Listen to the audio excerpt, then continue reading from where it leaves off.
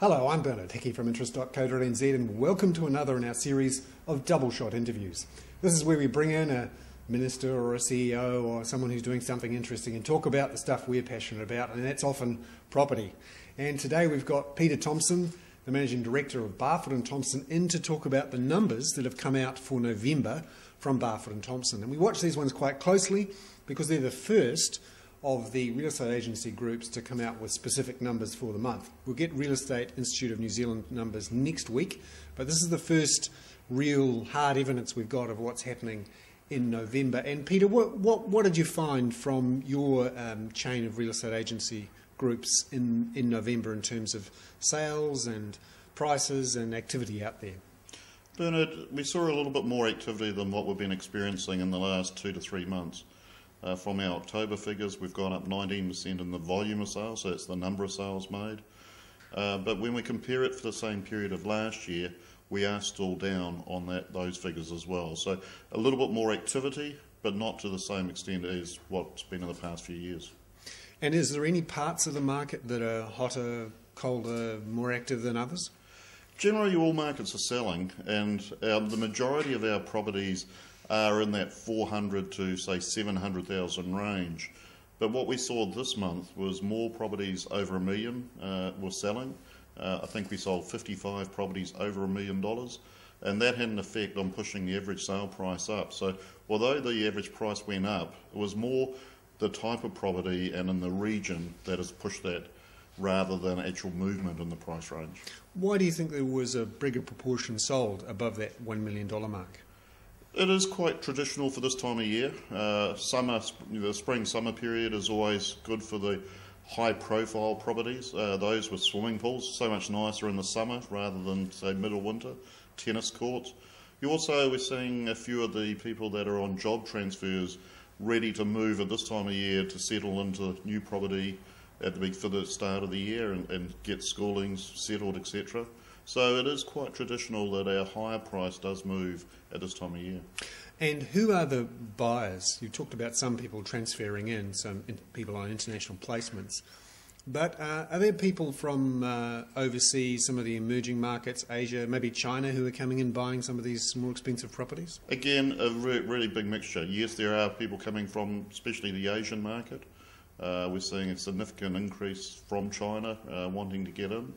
But it's more the traditional New Zealand people moving just within the suburbs. Some are downgrading and some are upgrading. Some are wanting to do it because they don't want to do handyman work to their existing. So it's a little bit of everything. And the tax changes that have happened after October the 1st, this is the second month of activity after those tax changes. One of them was a big cut in the personal income tax for people who are obviously on higher incomes. Do you think that has had an effect in boosting demand for some of those more expensive properties? Possibly, but we haven't really seen that as yet. I think we need to have 2 or 3 good months of high price sales to actually see that benefit. I think those that are getting the extra money through the price cuts possibly are starting to put it back into their own businesses. So it's not just the real estate side of things, it's their other businesses as well. And you note that activity is still quite a bit down from, let's say, a year ago and certainly from 3 or 4 years ago. Do you see any signs that it could recover to anything near those sort of levels, or what are you seeing out there at the moment? I think the next 12 months are still with a bit of caution, but certainly I believe there will be more activity than what we've had this year. I think we're sort of, and yes, I'm a real estate agent trying to push real estate. Some people will say that, but I think we're at the bottom of it at the moment. But I think it'll be just a very slow growth rather than sort of a steep incline that we saw, say, maybe 3 or 4 years ago. And just looking at the Auckland market, obviously Barfoot & Thompson is a big player in the Auckland market. Are there any regional, local trends, moves that you've seen in these figures and what you've seen over the last few months? A little bit because of the high prices selling. We've seen good sales in Epsom, Mount Eden, and significantly more sales in Devonport and Takapuna. Devonport is an amazing growth area for us at the moment and huge market share there, but that's where the $1 million properties have really been selling.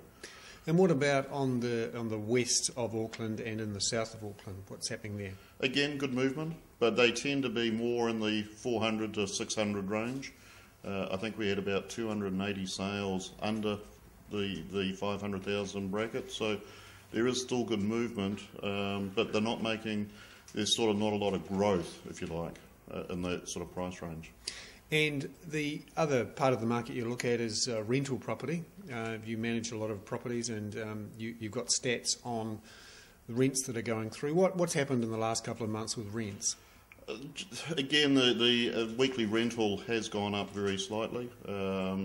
We quoted 417 per week last year, but that was actually an incorrect figure. We miscalculated on the GST change, so it was actually 409, whereas this month it's gone up to 411. So there has been still a little bit of an incline in the rent per week, and again, we're expecting that to fall away a little bit going into December, because a lot of tenants like to move out over the Christmas period.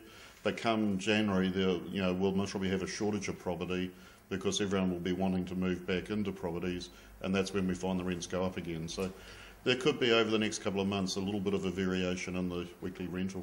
And what's your sense about how the rental property market is travelling? Because particularly in 2008, we had this issue of accidental landlords, people who couldn't sell their house and had to put it back onto the market as a rental property.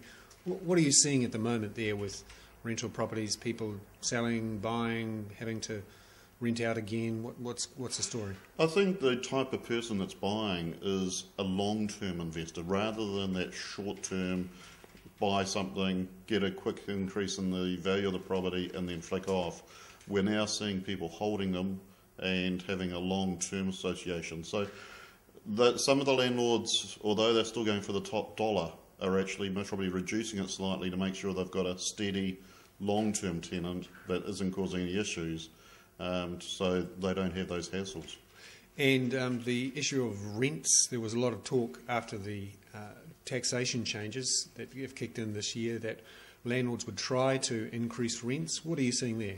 Well, I suppose if you look at the statistics, they have gone up by about $5 or $6 since they've made those major changes. So it could have an impact, but again, we're short of rental property, so the demand is also pushing it up. So it could be a combination, it could be one factor or the other.